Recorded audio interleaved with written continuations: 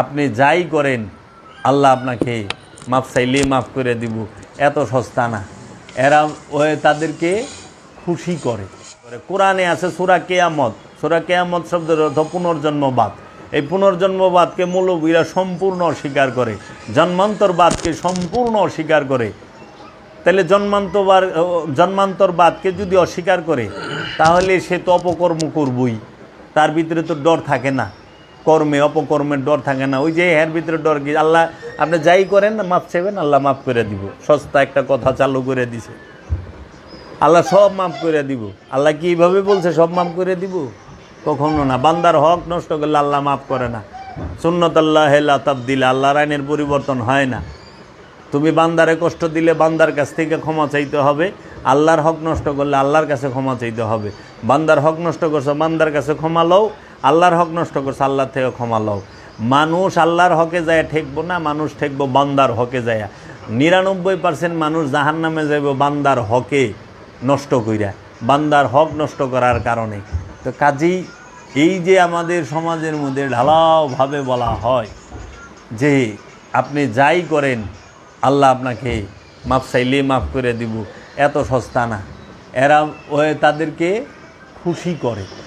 এর জন্য কোরআনের মূল দর্শন নফসকে পবিত্র করা, খান্নাসরূপী শয়তান হতে নফসকে মুক্ত করা।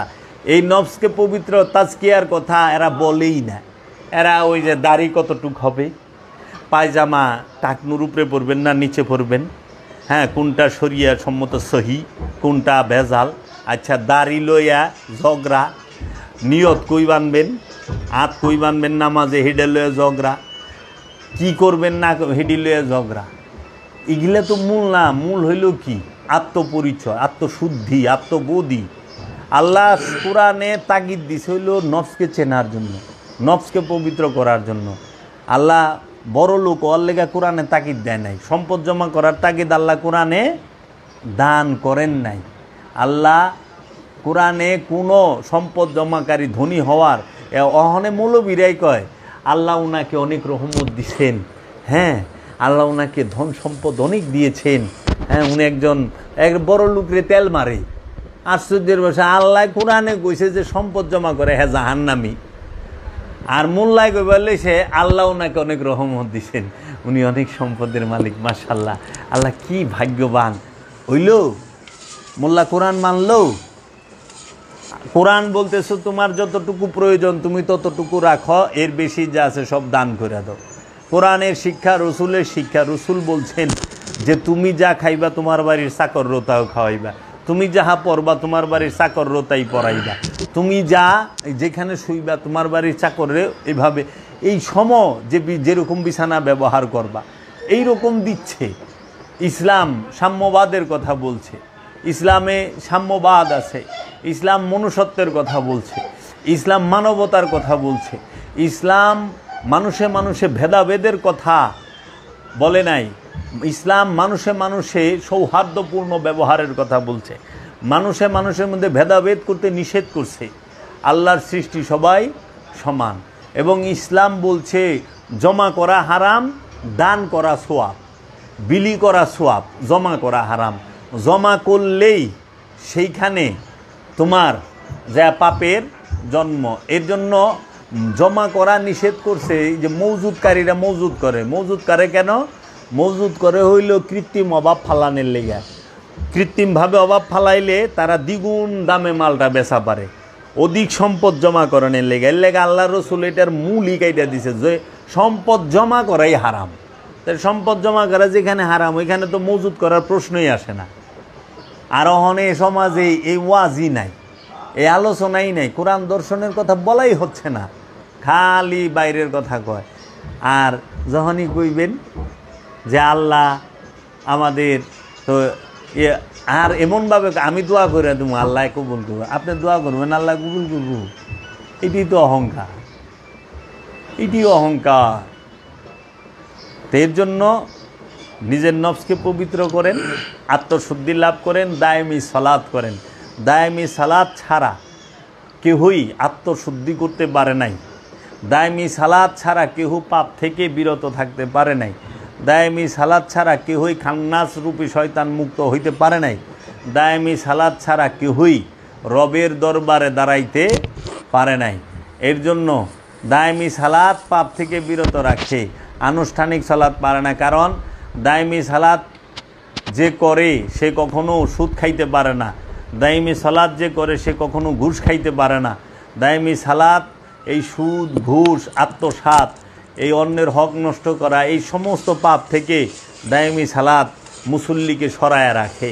আর ওয়াক্তি সালাতকারীদের আমরা দেখতেছি মানুষের জায়গা জবরদস্তি দখল করে খাস জমি মাইরা দিয়া, এতিমের সম্পদ মাইরা দিয়া দিব্যি মসজিদে নামাজ পড়তেছে।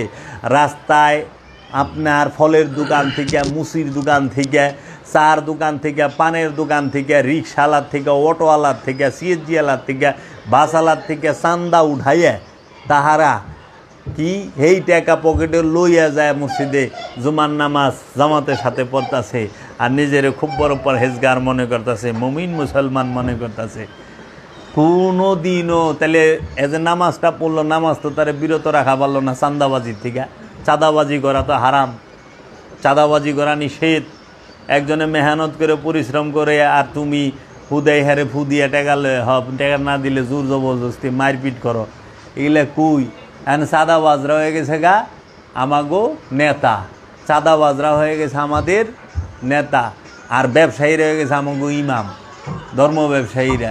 এজন্য ধর্ম ব্যবসা করা যাবে না। কোরআন বিক্রি করা জাহান্নামের আগুন পেটে লওয়া সমান। আল্লাহ নিজে কইছে সূরা লুকমানে এবং সূরা ইয়াসিনে, যাহারা আমার কোরআন বিক্রি করিয়া লাভ খায় তাহারা জাহান্নামের আগুন পেটে লইল।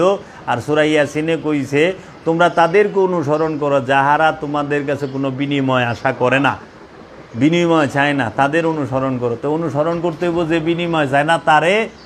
আর যে কোরআন বিক্রি করিয়া লাভ খায় সে জাহান্নামের আগুন পেটে লইছে।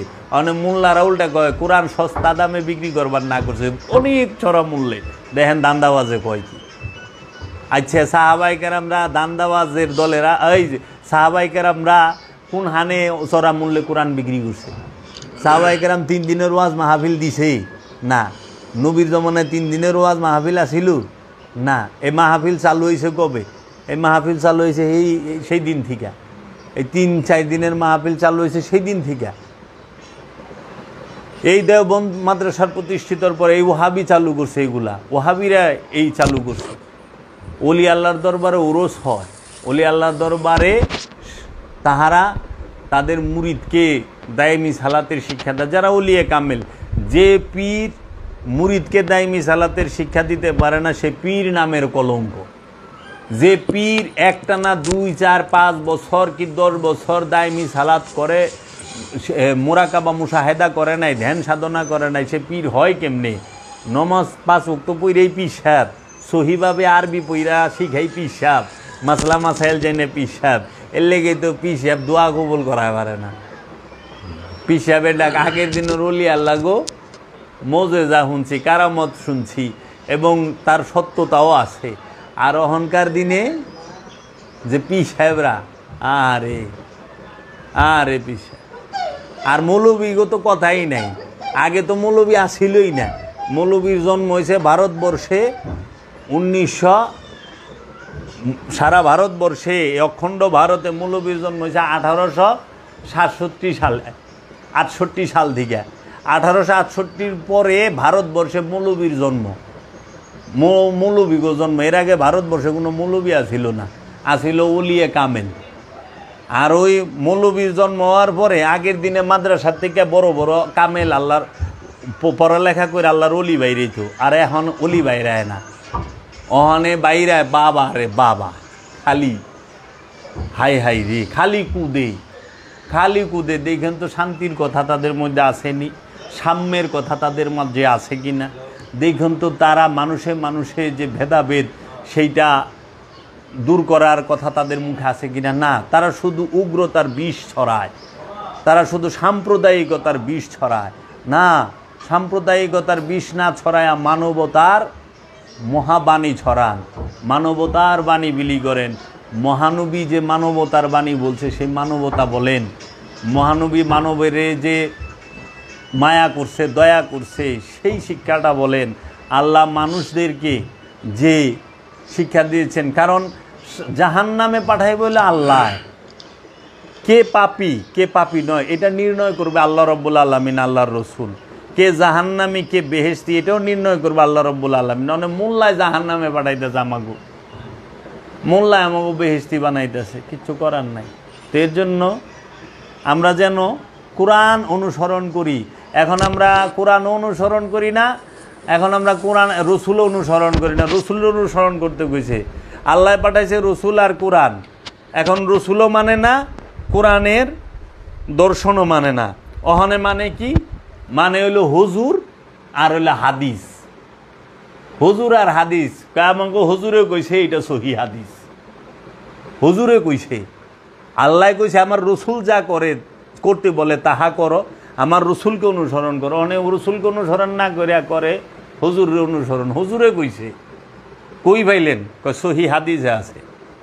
আল কোরআন দেখেন, আল কোরআন দেখেন, কারণ হাদিস মানুষে লিখছে, হাদিসের মধ্যে অসংখ্য জাল আছে, ভেজাল আছে। মৌলবীরাই কয়, আমাকে কোন লাগে না। সহি, জয়ীফ, জাল, ভেজাল, দুনিয়ার পেশাল। কোরআনের মধ্যে জালও নাই আর সহি জয়ীফের কোনো কারবারই নাই। আল কোরআন মহাসত্য, আল্লাহর রসুল মহাসত্য।